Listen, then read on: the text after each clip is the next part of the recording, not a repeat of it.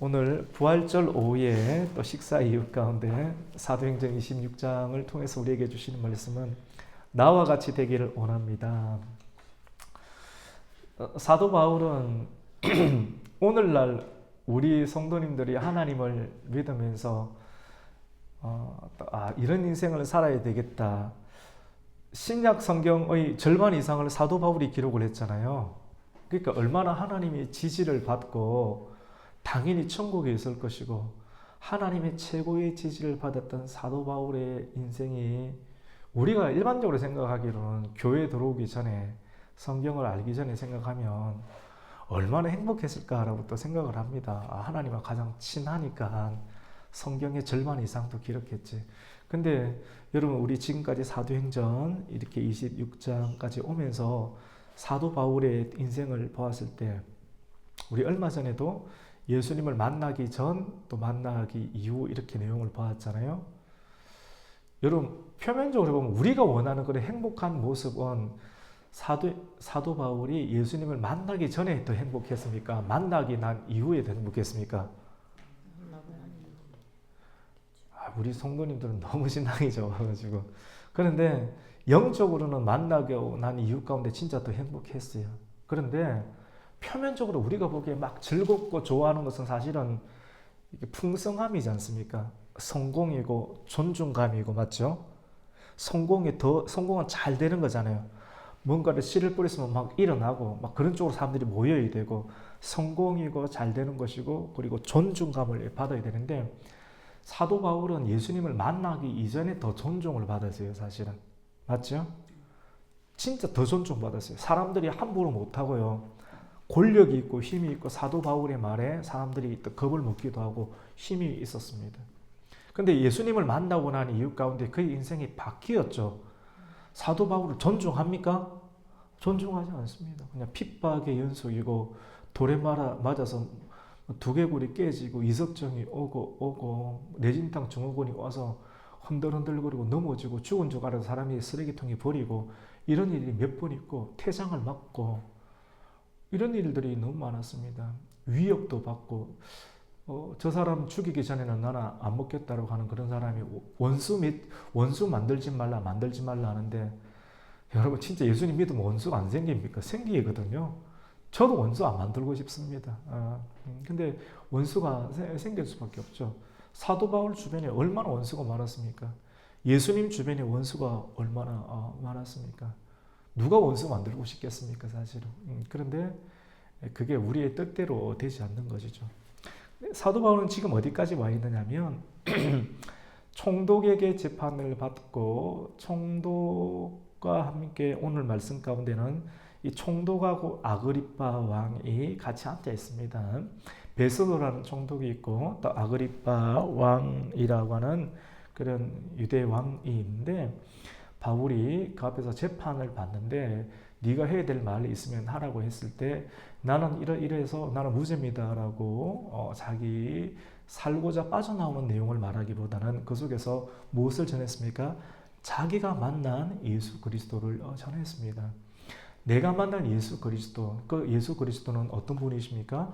부활의 주님이십니다 라고 이렇게 말을 했죠. 여러분 부활 세상에 이렇게 총독이나 왕 정도 되려고 하면 여러분 학문이 깊어야 돼요. 학문이 깊어야지 통치가 가능하거든요. 많이 알고 있어야지만 알고 있는 지식으로 다양한 사람들에게 뭔가를 행정을 분배하든지 재산을 분배하든지 재화를 분배하여서 이 땅에서 통치가 가능한데 총독 베스도도 많이 배웠고 그리고 이 아그리파 왕도 많이 배웠는데 세상에서 배웠던 학문을 초월하는 그러한 이야기를 사도 바울에게 듣습니다. 그게 뭡니까? 부활이거든요. 내가 여기에 잡혀있는 이유, 유대인들이 나를 고소하고 나를 죽이려고 하는 원수들이 많은 이유, 그래서 당신들 앞에 이렇게 신문을 받고 있는 이유는 내가 예수 그리스도의 부활을 증거했기 때문입니다. 지금 부활을 말하기 전에 지금까지 율법으로 말씀을 이렇게 다 가르쳤는데 그래서 사람들을 통제하고 그 사람들의 통제와 그 여러 가지 상황들 가운데 행정이 이루어지고 경제가 이루어지고 상황, 삶이 또 이루어졌는데 이제 이런 방식이 아닌 예수님이 부활을 하셨다. 새로운 것을 이렇게 말하니까 사람들이 다 빠져나가요. 저 사람에게, 누구에게?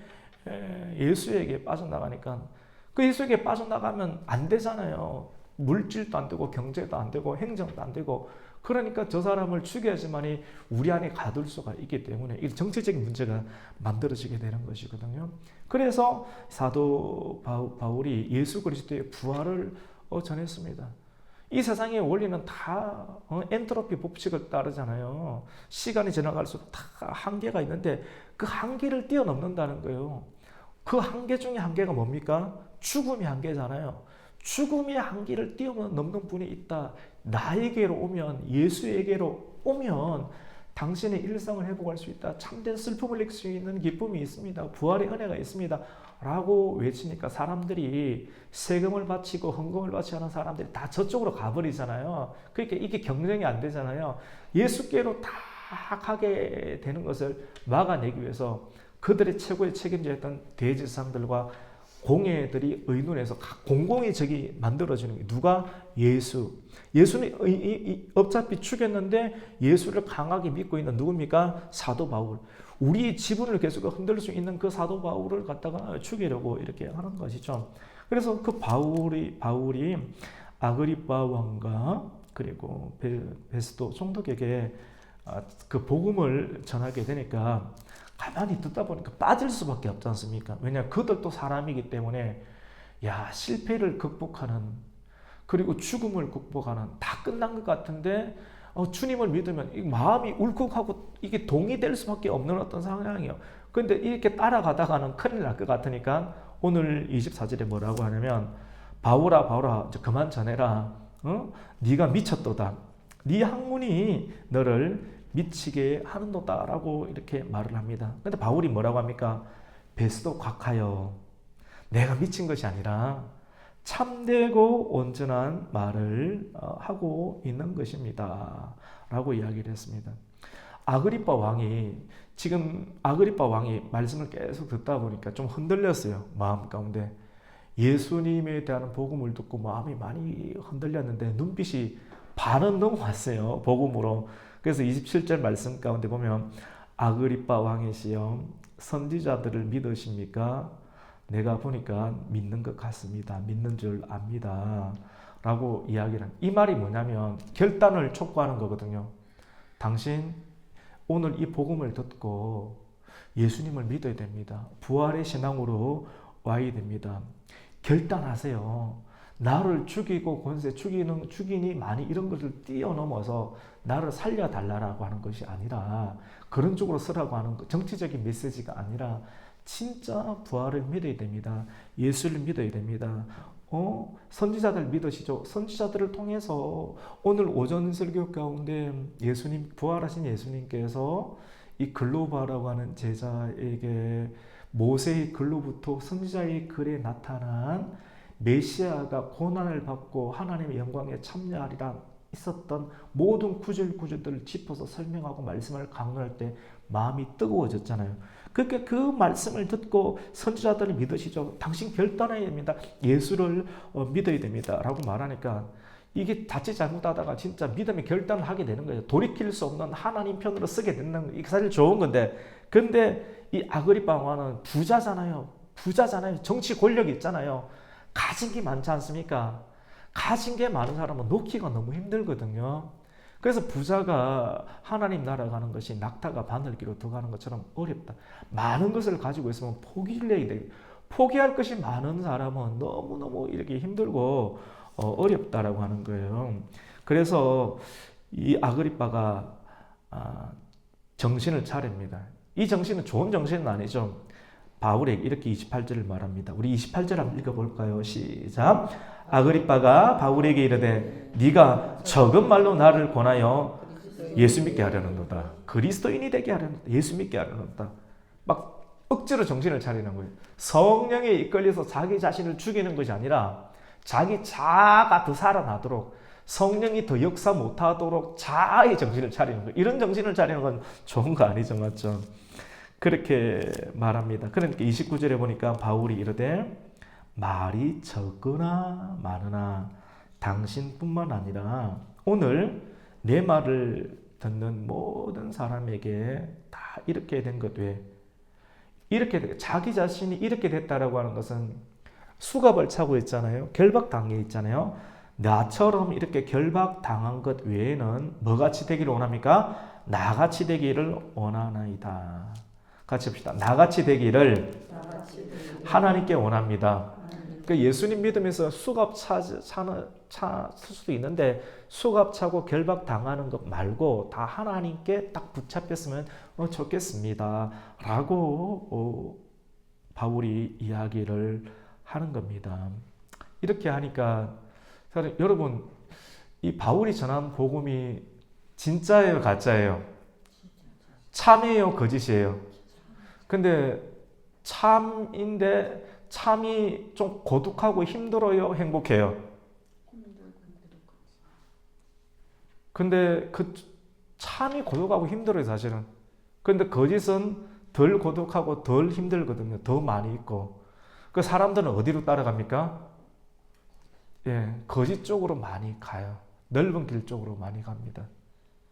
사도 바울은 참을 이야기를 했지만 사람들은 왕에게도 예수님께서 부활하신 주님께서 사도 바울이 나타나서 너는 왕과 임금들과 이방인들을 위해서 택한 나의 뭐라고 했어요? 그릇이라고 했잖아요. 그래서 그 말씀대로 복음을 전하고 있는데 왕이나 총독 각하가 복음을 받아 드릴 뻔했거든요. 반쯤 왔는데 받습니까? 안 받습니까? 안 받고 계속 사도 바울이 이야기했던 사도 바울이 넘어갈 것 같으니까 그만 말하라고 하고 그만 설교하라고 하고 그 자리를 일어서게 됩니다.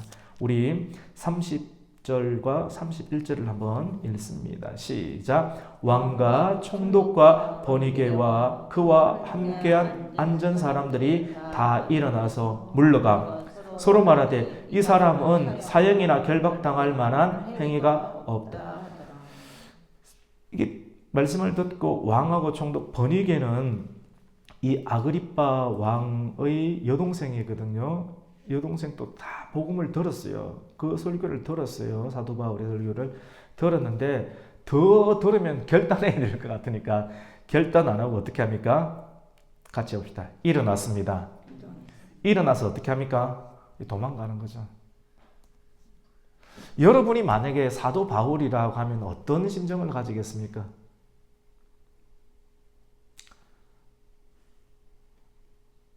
참 마음이 아프기도 하고 어쩔 수 없게 이해하기도 하고 두 가지 마음 같이 들겠죠, 맞죠? 이렇게 이게 다 떠나가요. 이렇게 그러면서 사람들이 물러가서 자기네들끼리 조용한 카페에 가서 이야기를 하는데 이렇게 이야기를 합니다.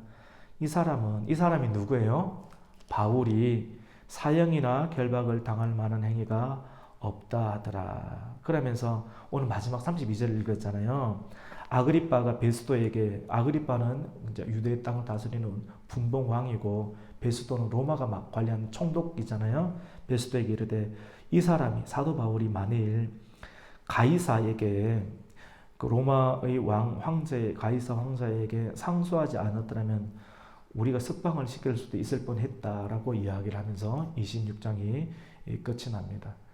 끝이 나면서 결국은 자기를 살려달라고 하는 내용이 아니라 복음을 전했죠. 복음 때문에 죄인의 신분으로 사도 바울이 아그리빠 왕과 그리고 총독 앞에 서게 되는 내용. 그래서 서게 되었을 때 끝까지 복음을 전했습니다. 복음을 전하니까 세상은 뭐라고 합니까? 너는 미쳤도다. 미쳤도다는 소리를 듣게 되었습니다. 미치지 않으면 복음을 못 전하는 것 같습니다.